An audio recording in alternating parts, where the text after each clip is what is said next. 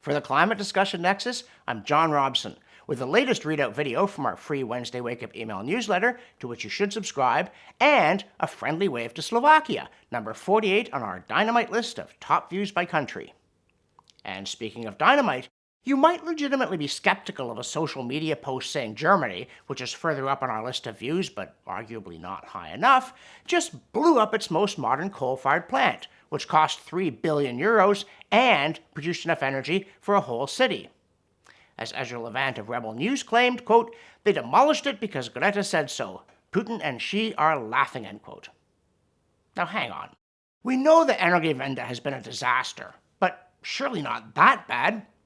Aren't the people behind it starting to come to their senses? 9.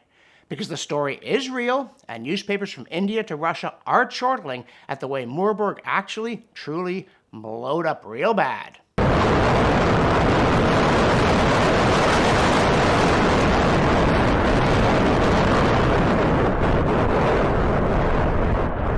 Including in Vladimir Putin's Pravda, which scoffed, quote, "Germany detonates its most modern coal-fired power plant after just 6 years. The Murberg plant in Hamburg cost 3 billion euros and produced 1,654 megawatts, enough to power the entire city," end quote. Who does that? And just how gullible are they? Well, we're glad you asked. Sort of. See, Review Energy reports that, quote, "The demolition, which significantly altered the silhouette of the former coal-fired power plant, is part of efforts to clear space for green hydrogen infrastructure," end quote. Yep, they actually blew up the pollution reduction unit at that power plant to create unicorn pasture. Or tried to. India today called it, quote, "a grim visual reminder of the country's energy shift," end quote. But it was a grim visual reminder of something else too, the collapse of competence in the West. Quote, "The demolition, intended to collapse both boiler rooms of the plant, was partially unsuccessful. When the explosion occurred, only one of the 2 boiler rooms collapsed, leaving the other intact," end quote. So the people who brought you the blitzkrieg can't even blow up their own factory now? Meanwhile, here's a headline to brighten your morning, or ruin it, depending on your general view of climate. Quote, "BP shuns renewables in return to oil and gas," end quote. From the BBC, no less. And why did BP do it? Well, go woke, go broke works on environmental policy too, for firms as for governments. But the former lose their own money, or don't if they come to their senses in time. As we noted last week, to recapture the fading thrill of youthful apocalypticism, alarmists turn to the Antarctic Circumpolar Current, or ACC, to do us all in. But they haven't forgotten their old beloved harbinger of doom, the Atlantic Meridional overturning circulation, and apparently the AMOC is going to go amok too, we are yet again assured.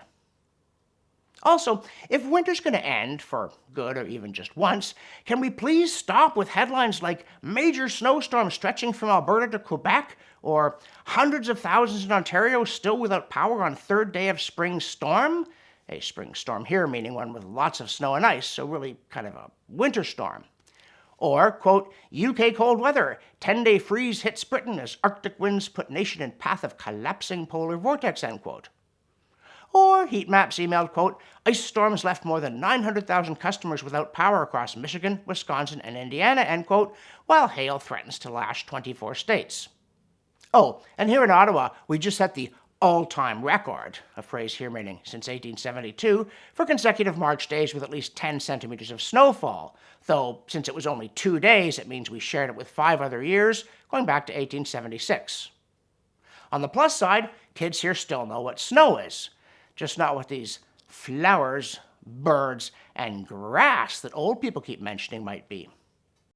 Meanwhile, Science News offers a trendy Taylor Swift hook that concedes that her jet-setting trendy carbon offsets have raised some doubts even among fans, and adds, quote, "Over the last few years, carbon credits have faced increasing scrutiny. A string of academic studies and media investigations have concluded that many credits do not represent genuine emissions savings. One investigation concluded that over 90% of carbon credits issued for rainforest protection by the largest carbon credit certification body had no benefit to the climate," end quote. And if people with stars in their eyes are beginning to notice that not all is well in their green new world, we actually consider it a step forward in the debate. Unlike The Guardian running a typical, and typically obtuse, piece saying, quote, record 4.5 million children in poverty in UK as cuts condemned as morally repugnant, end quote, and, quote, data published on day after Labour announces cuts that analysts say will hit children and disabled people hardest, end quote. So, world ends, etc. But it's dim-witted to deplore cuts when the British government, like that of nearly every other Western country, has been on a half-century-long spending spree that now threatens to bankrupt even the wealthiest of economies.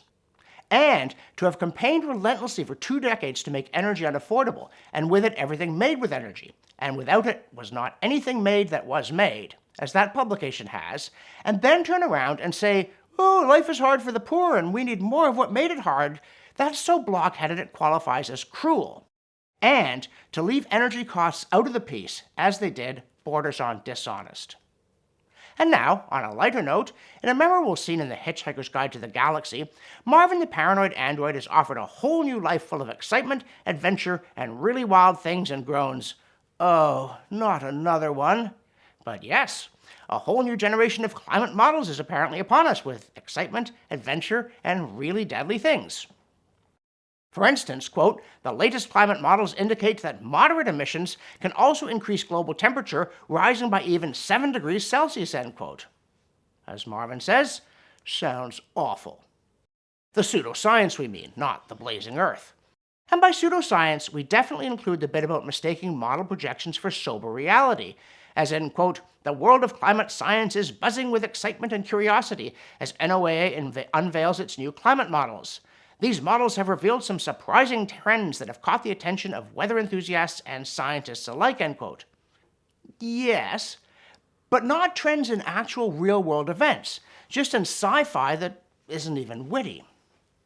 In the newsletter, we also remind readers that one of the flags of pseudoscience, and not only on climate, is a spurious degree of precision in output claims and a lack of curiosity about input data. For instance, Matthew Willicke recently warned that, quote, sea level is one of those metrics we're constantly told reveals the truth about climate change. But few stop to ask, what exactly is sea level, and how do we even measure it, end quote. Now, if they do stop to ask, they discover that satellite measurements are subject to massive adjustments that, quote, depend on models, assumptions, and data processing protocols that aren't always transparent. And here's where things start to smell fishy, end quote. Meanwhile, Scientific American emailed an article headline, quote, as the world gets closer to the mark 1.5 degrees Celsius in Paris Climate Agreement, scientists are racing to establish a single way to monitor current warming, end quote. But if they don't yet have a way to measure it, how do you know we're closing in on it? How confident are you about current warming if, say, it's a pastiche of temperatures going in a variety of directions, but a largely interpolated large warming in Antarctica drives up the average? Or is real science only for deniers? Speaking of which, while climate alarmists are prone to claiming that we deniers are venal swine driven by greed, we can't help noticing that the funding on their side is still orders of magnitude larger. So, if we had no scruples, we'd change our tune and cash in. But our growing concern about our choice of field here isn't actually driven by that noble consideration. Rather, it's a new piece by recovering liberal Michael Schellenberger and our friend Roger Pilkey Jr. saying, quote, climate change is going to fade from view like overpopulation did, end quote, leaving us here at CDN with nothing relevant to debunk. Well, we'll jump off that bridge when we come to it. But it is hard to argue with those authors' claim that, quote, lack of protests over Trump's action on energy shows how little anyone ever really cared about global warming, end quote. And we've long believed, and we've said, that people tell pollsters they're worried about climate change because they know they're supposed to tell them that, and because there's no cost to sending up that particular little wisp of virtue signal. But when you ask them how much they'll pay even in theory, and especially if you actually ask them to pay it, you discover that they vote with their dollars that there is no climate crisis, which rather makes you wonder how this alarmism hijacked public policy, a question which actually may baffle future generations. And speaking of baffling, over the years we've had some fun taking viewers around the world in our Sea Level Check series, which may not be everyone's idea of fun, But as our latest Look It Up item explains, if it's your idea of fun, you too can now get in on the action by going to the NOAA Tides and Currents website where the data are archived. In the newsletter, we then turn to the first in a two-part series on recent peer-reviewed papers that, somewhat surprisingly but definitely commendably, offer honest words of caution about paleoclimate reconstructions and what they do or don't tell us about the current warming versus past ones. As you know, many alarmists insist that the Earth is warming faster than ever, as if we somehow knew what the climate was doing to 1/100th of a degree a million years ago, or even 1,000, what it was doing over centuries or even decades back in the Cretaceous or the Permian. And this topic especially draws our attention because it's the favorite sandbox of the notorious Michael Mann.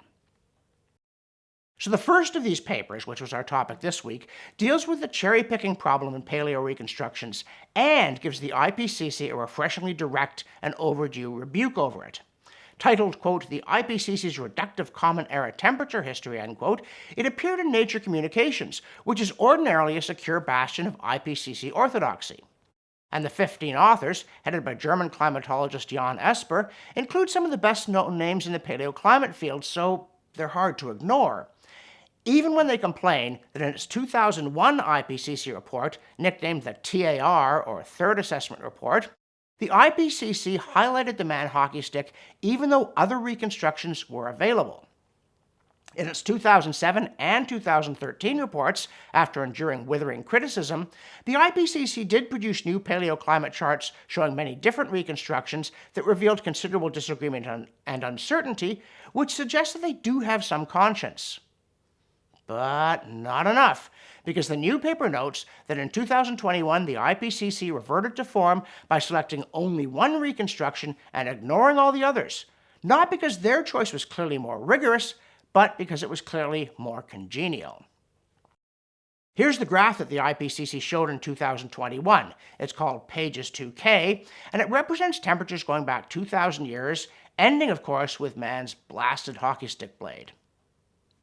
But Esper and his co-authors argue that the uncertainty bands, that's the gray shading, are implausible, particularly because they don't get wider as you go back in time, even though the data clearly get more and more sparse and unreliable.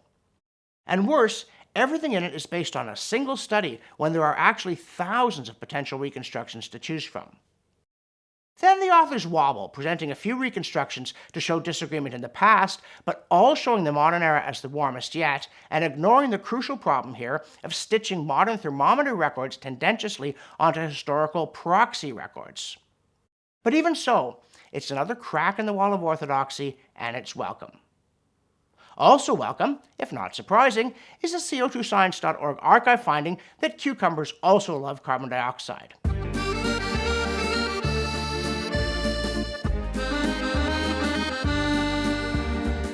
Almost as if there were a pattern here.